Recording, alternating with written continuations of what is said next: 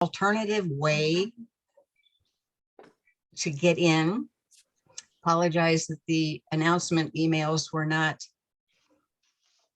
accurate, didn't have the right link. We are recording this, as you just heard, so you can refer people. If you hear anybody else say, oh, I couldn't get in, I've missed the program, please refer them to our website. Well, anyway, I hope the new year is going well for everybody so far.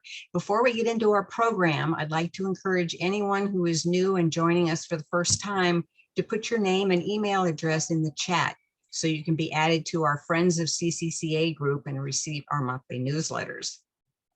Also, please put any questions you have in the chat as we go along. We'll have some time at the end for questions and answers. And I'm supposed to make sure everybody knows that we are being recorded tonight and that the program will be available on our website later. Well, I'm very pleased to introduce tonight's guest speaker, Debbie Reid. Welcome, Debbie. Debbie is currently the technical director of the Greater Edwards Aquifer Alliance and has an impressive resume of work she's done over the past 30 years in the field of natural resources management. Debbie's an Aggie. Yes, now's the time. Go ahead. Feel free to give us an Aggie whoop. Huh? Huh? Whoop, whoop. All right. Thank you. She earned both a Bachelor of Science in Soil and Crop Management and a Master of Science in Horticulture, both from Texas A&M. Debbie's been involved with the full spectrum of natural resources work, everything from hands-on teaching rural residents of Mexico and Guatemala stormwater management practices and helping them provide habitat for their native birds and butterflies, to participating in the efforts to create codes and ordinances for smart growth, conservation subdivisions, and low-impact development. During her career in San Antonio, she worked as the Nature Preserve Coordinator at Friedrich Wilderness Preserve and as the city arborist. She was also involved with developing new ordinances and guidelines to incentivize the preservation of native trees and habitats and preserving natural waterways. Debbie has worked in almost every corner, excuse me, of conservation and has a lot to share with us about what we can do in Comal County about floods, carbon, and climate. Oh my.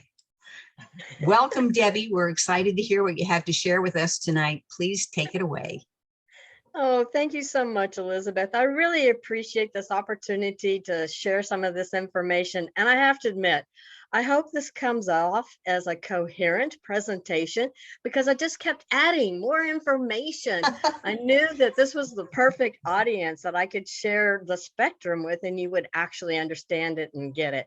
So I'm excited. Please give me feedback and even negative feedback going, oh my God, that was too much. Why did you bring that information in? But anyway, I am passionate about this topic. And so we're going to get started. And I just wanted to point out before Jane and I were talking about this first slide, right? So where do you think this first slide is, the picture's taken from? Any guesses out there? Jane, you can't answer. You already know. And I already know too, so I better not. So this is from China. And I have to admit, China has done a much better job in bringing some of the green infrastructure for managing climate challenges and stormwater runoff issues than the United States have, especially in Texas. But this is what happens when you don't have to develop consensus, right? And so, but I think it's a good slide, a good image of, can we assist our neighbors and fellow urbanites to accept something like this in the middle of the city without being afraid of mosquitoes? And I want to thank a previous Trinity intern who did a lot of research in pulling up this data from China. Okay, let's get started and talk a little bit about what this is going to mean for us. And please let me advance my slide. Oh, shoot. I should have tried that.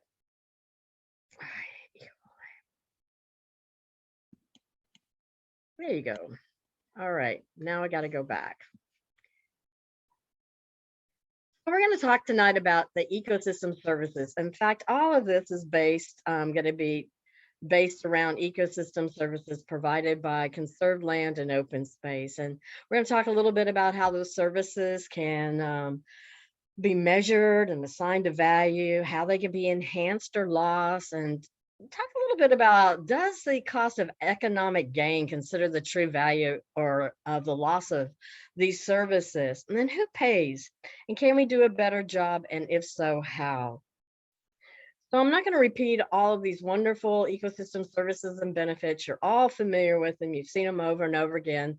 But what I'd like to point out is that those with the asterisks actually talk about or highlighting the services that are regulated by some type of local or federal law. And one of the things that we have found out that this being a law, especially a federal law, it helps to create economic drivers for managing these aspects. So some of these services can be easily measured by their quantity and market value, but we all know, and when we see the market value, no, that doesn't really reflect the total value.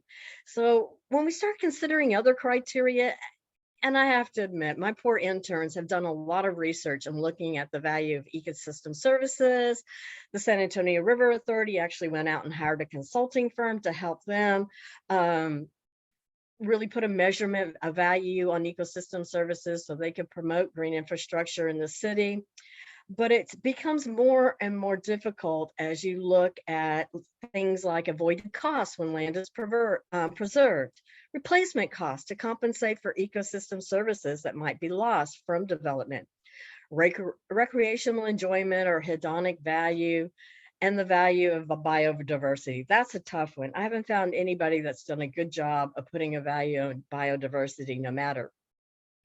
And when you add the complexities, when you consider the land health of the area's health, and it just really complicates on trying to put a value. So basically, we're just saying that, hey, these services are a public good, and that really we have to weigh that very more diligently than we have in the past against economic development and what we get for our economic development. But since this has become so complex, and this presentation, it's not about economic valuation of ecosystem services, our focus is going to be more on identifying the sources of services and maximizing their benefits. But I want you to know, I decided to put this in because there's a really good resource from the Conservation Strategy Fund's Valuation of Ecosystem Services. It's a YouTube series. So if that may benefit you in some of the work that you do, please take a look at what they're including in their series. So the sources of service. It's been well documented, you're all familiar with, that trees and vegetation provide ecosystem services. In fact, San Antonio has just finished releasing in April, actually, of this year or last year, the San Antonio Urban Forest Inventory and Analysis that states that each year our urban forests of about 138 million trees, and I do want to let you know they included the ETJ, did not separate it out for some reason, removes more than 6,500 tons of air pollution, saving about 63 million in health costs, reduces stormwater runoff by over 380 million cubic feet, and saves residents about $22 million in energy costs. But what's less known is the strategy of using soils to provide ecosystem services. And that's what we're going to kind of focus on tonight, is soils.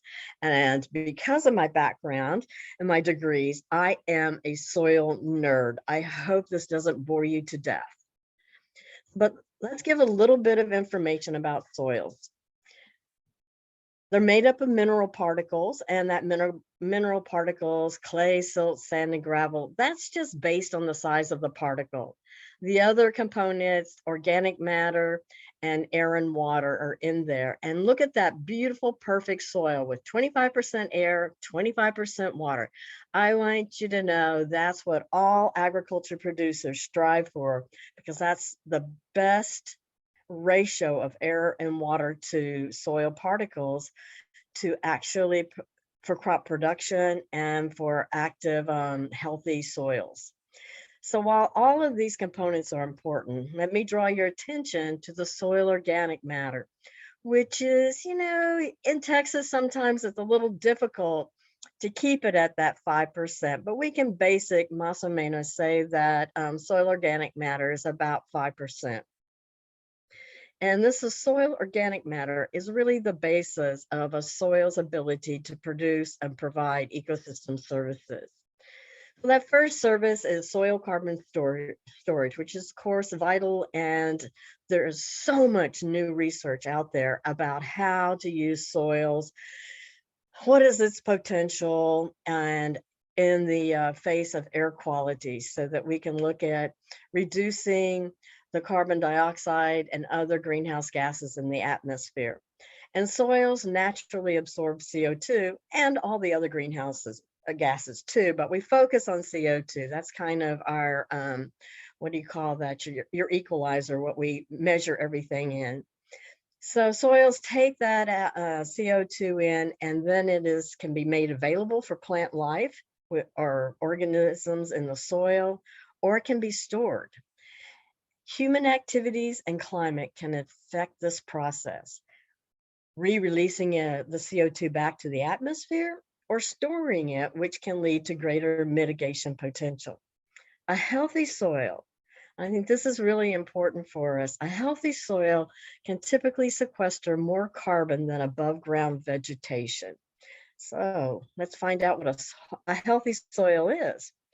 But a degraded soil actually releases CO2 back into the atmosphere. And so the type of organic matter really matters when you're looking at utilizing the soil for mitigation, for air quality, carbon sequestration.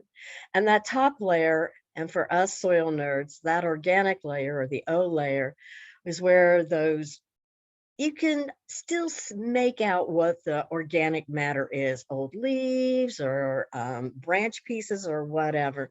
But that makes up about 5% of the total organic matter in the soil, which for us is about that average of 5%. So it's 5% of 5%.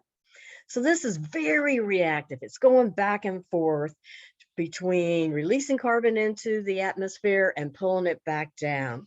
But note that this is where carbon storage in the soil actually begins.